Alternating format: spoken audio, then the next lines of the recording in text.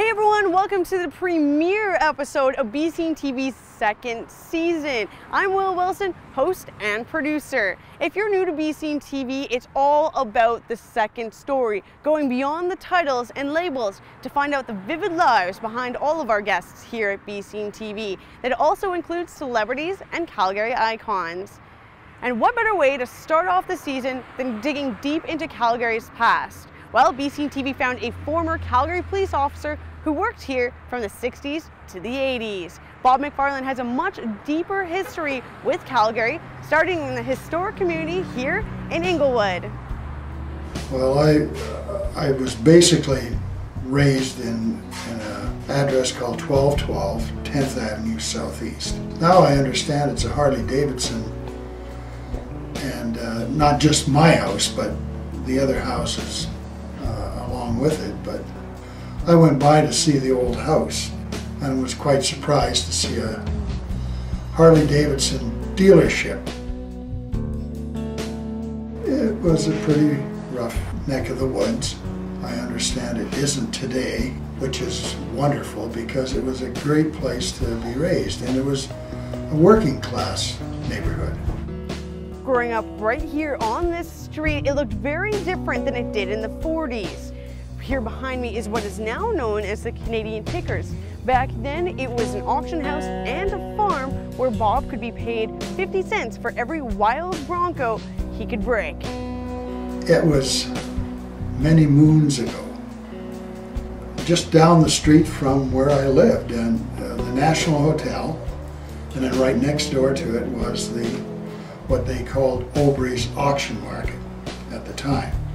These were wild horses that they brought in, and for every horse that we could ride into the ring, we got paid 50 cents.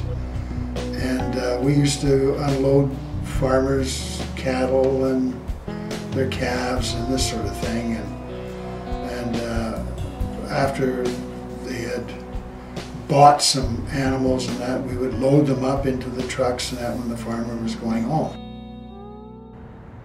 Well, we're just down the street from Inglewood at Cemetery Hill. Right beside me is Busy McLeod Trail. Just imagining it being closed for a competition. Well, it was in the 1950s, where Bob McFarland had finally won the Soapbox Derby in 1954. And they would block off traffic in those days. And they'd block off traffic, and it became quite an event. It was like 5,000 to 6,000 spectators and this sort of thing to watch the kids come down to try and break their necks. 15, I just turned 16 when I won it, and 16 was the magic age. You couldn't run after that, but I'd driven in that for 3 or 4 years, and I finally won it. And I won a .22 rifle with a scope. I won a 3-speed Raleigh bike, which was the Cadillac of bikes in them days. And I won an airplane ride. I got to keep the Carter Trophy for a year. Just a few years after he won the Soapbox Derby and before he joined the police force, Bob McFarland worked here at the Calgary Zoo at the age of only 19. Back then, captivity was very different than it is now, and so were the responsibilities of zookeepers. But one of the highlights in McFarland's career as a zookeeper was taking care of young cubs. In order to prevent a mother jaguar from eating her cubs due to stress, Bob McFarland and the other zookeepers had to take 24/7 care of the young cubs, which means this animal lover had to take work home. The Calgary Zoo, which is probably one of the finest zoos in North America. A lot of times the female gets pregnant, and when she has the young, she'll eat them.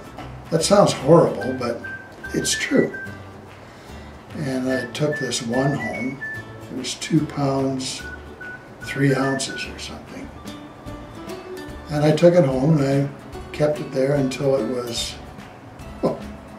15 pounds, or until it started ripping my furniture apart. And then I took it back to the zoo. That was back in the dinosaur age.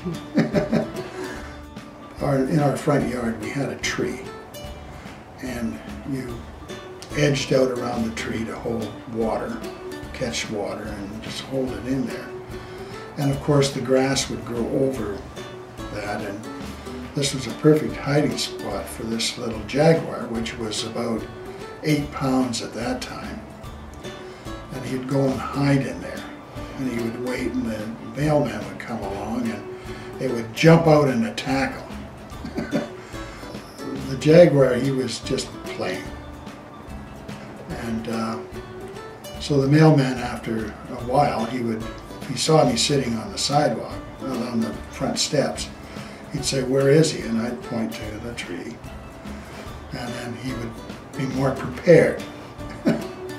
And it became a ritual every day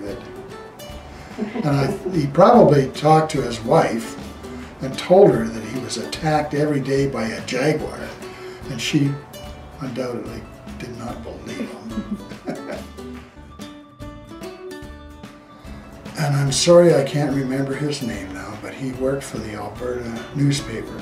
He would, if he wanted a couple of pictures for the newspaper, he would come down and he would find me, and we would go and take a few pictures, photographs.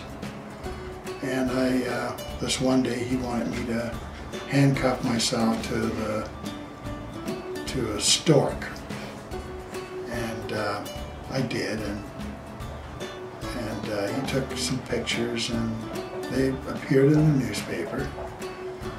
And then there was, we had a pair of nene geese, which were Hawaiian geese, very rare, and took a picture of that, and that appeared in the newspaper, and there were several other photographs that he took that appeared in the newspaper. One of my favorite legacies of Bob McFarland is his days in the police force.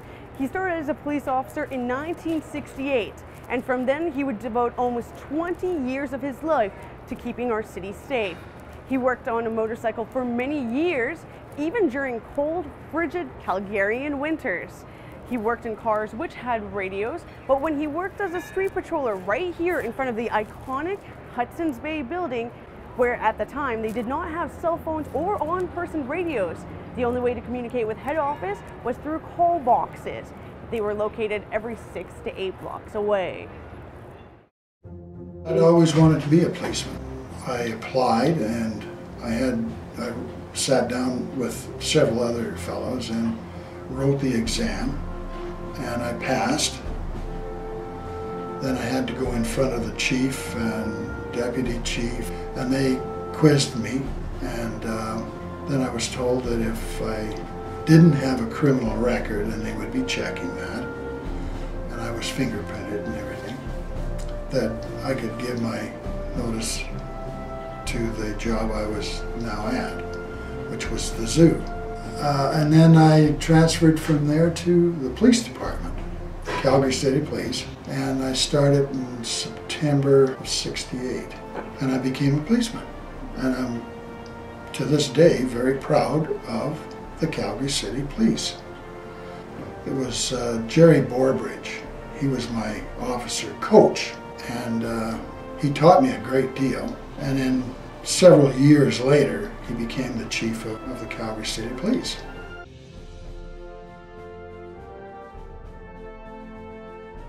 We had what they call call boxes, and they were attached to a power pole.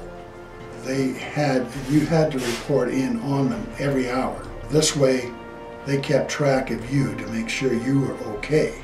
The call box was sort of the communication between the beat man and headquarters, so that they knew you were okay, and if you needed assistance, then you called in on the call box and this sort of thing.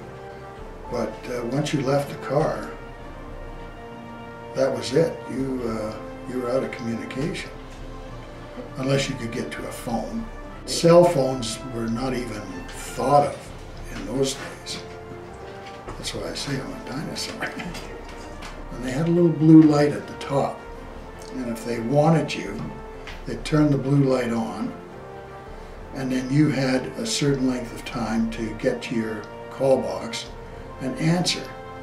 Anyway, one day I was posted downtown, and it was right by the Hudson's Bay, and it was right at the time when miniskirts just came into being. And they turned the lights on, and I never saw it. So finally the sergeant came along, and he said, "They want you at headquarters now." So I said, okay. So I went in, and the staff sergeant said, "Well, how come you didn't answer the call box?" And I said, "Well, it's like this. When all of these good-looking girls are walking by in short skirts, who wants to look up?" And he said, "Okay, that's a good answer. You're now posted in the cells at 3rd floor for the next 3 days." So that was my punishment for not answering the call box. Bob McFarland also shared his fond memories of working in high schools as a police officer up until retirement.